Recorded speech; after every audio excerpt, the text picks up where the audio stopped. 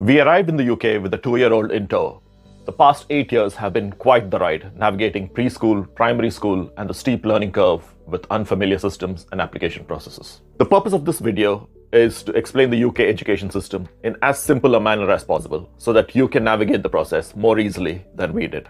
So whether you've just arrived in the UK, looking to immigrate in the near future, or just curious about what the UK education system is all about compared to your country, watch on, as I'll try to explain the entire system from preschool to university. I'll also offer some comparisons with the Indian education system along the way, and of course, snippets from my personal experience. Now, first things first, the 4 regions of the UK, England, Scotland, Wales, and Northern Ireland, may have slightly different curriculums, exam structures, governance, and certifications. Now, in this video, I'll focus mainly on England, which represents over 85% of the school pupil population and the region where most international students and expats families settle. In the UK, education is mandatory from the ages of 5 to 16. This means every child must complete primary and secondary education. After the age of 16 though, the students have 3 main options. Either continue in full-time education like going to 6th form, I'll come back to this later, start an apprenticeship or a traineeship, or spend at least 20 hours a week working or volunteering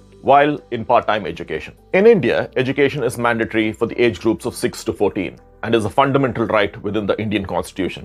Now, compare things with the Indian system. The UK system follows a more standardized national curriculum, whereas in India, there are different boards offering different certifications, such as we have the state boards, we have CBSE, etc. More recently, especially in bigger cities, a number of international schools have sprung up, offering a multitude of accreditations that I'm not going to talk about in this video. Please do let me know if you want me to make a separate video about this. Formal education in India is mainly academic, leading to Class 10 and Class 12 board exams, which mark significant milestones. In the UK, the education system is slightly more flexible after the age 16, allowing students to develop specific career skills sooner, whereas India's standardized roadmap offers more consistency across regions, although state board standards can vary significantly. The UK provides free state education through public or state-funded schools, as it is in India. Independent schools or fee-paying schools in the UK can be very expensive, almost a luxury out of reach for most working-class families, and can cost between 15,000 and 25,000 annually, even without boarding. In India, though, there is a wider range of private education available,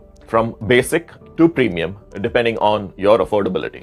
One point to note is that there is a stark difference in the quality of education between private schools and public schools in India.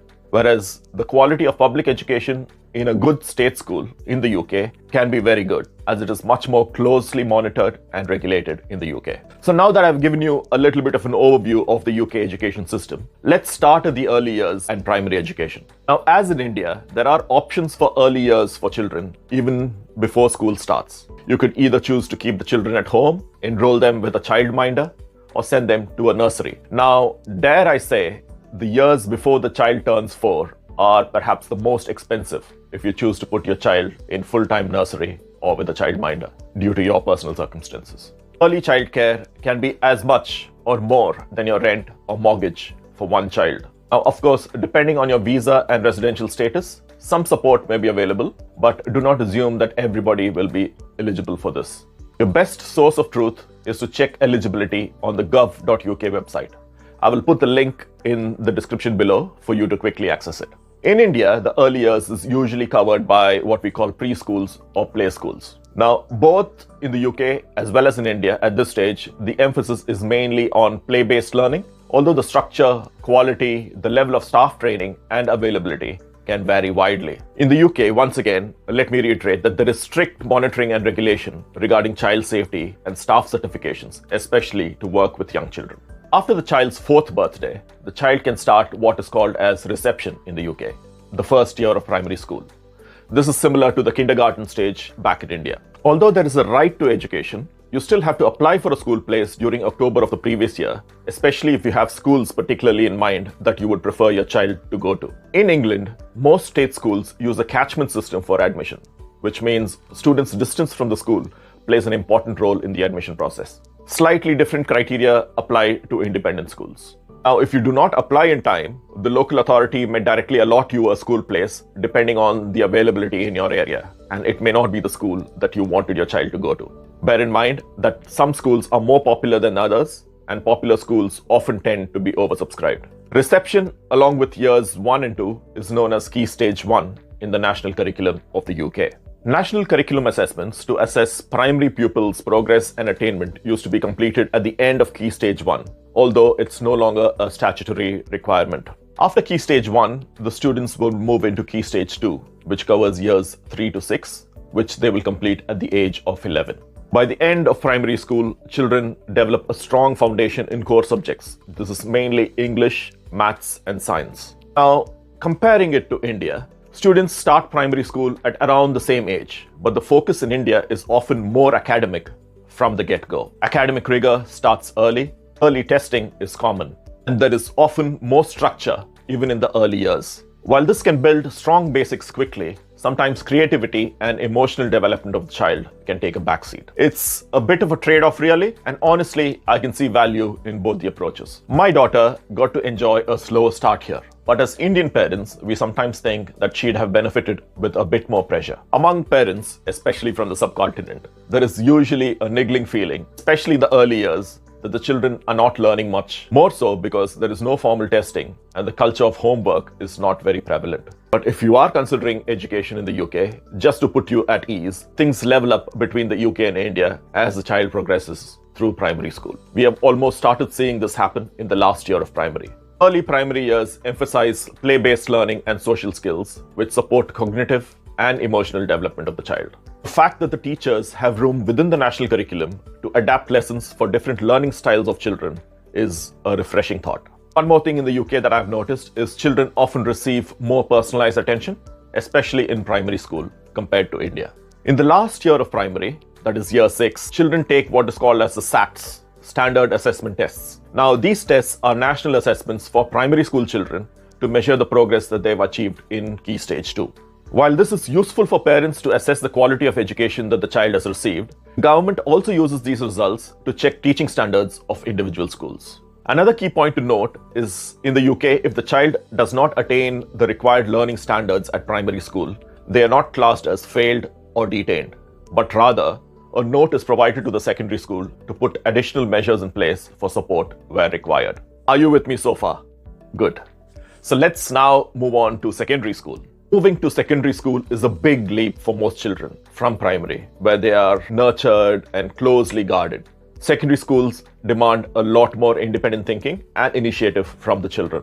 Most children in England join a local state school. Approximately 93% of students in the UK are state school educated. Only 7% go to independent schools. And also, to make things a bit more confusing for people who've just landed in the UK, some counties have what they called grammar schools. Now, these are also state schools, but essentially are allowed by law to select children based on grounds of high academic ability. Now, there are no grammar schools in our area, so this is not really an option for us that we have to think about.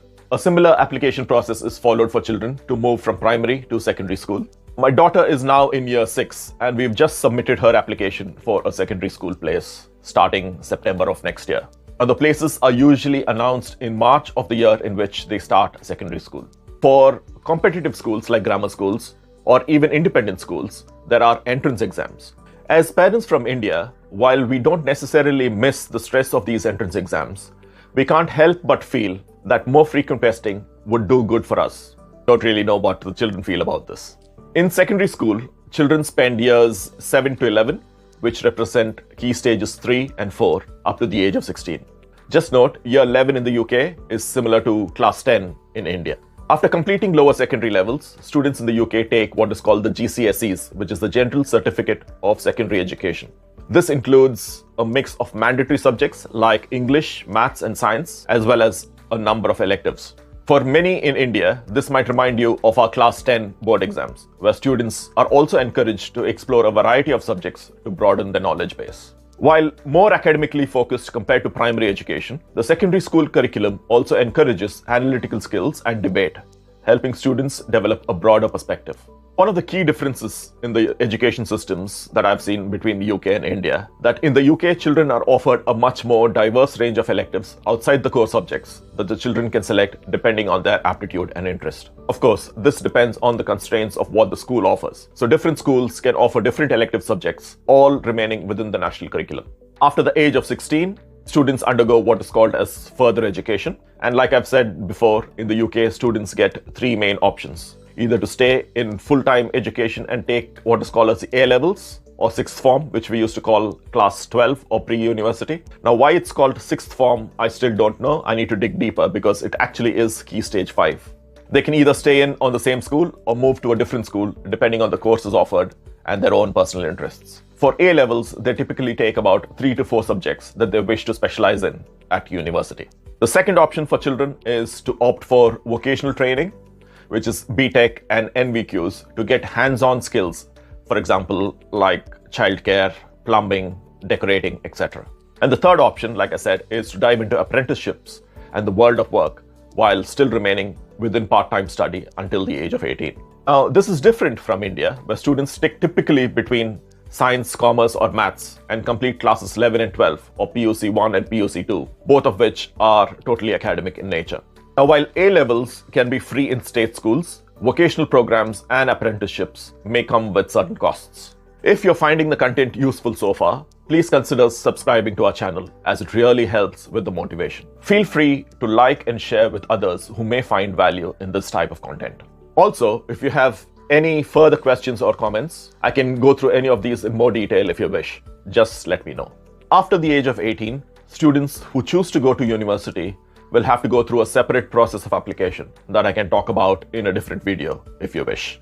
So there you have it, the UK education system with all its quirks and qualities, especially compared with our good old Indian approach. Both systems have their unique strengths and challenges.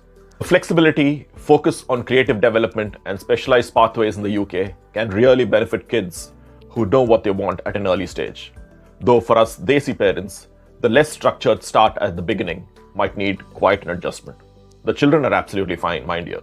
In the end, I can see value in both the systems, and having thankfully navigated the early years here, paid those hefty childminder fees and gone through application deadlines, I can safely say it's been quite a ride. Let us know in the comments your experience with the UK, Indian or any other education system. And don't forget to like and subscribe for more global Desi perspectives.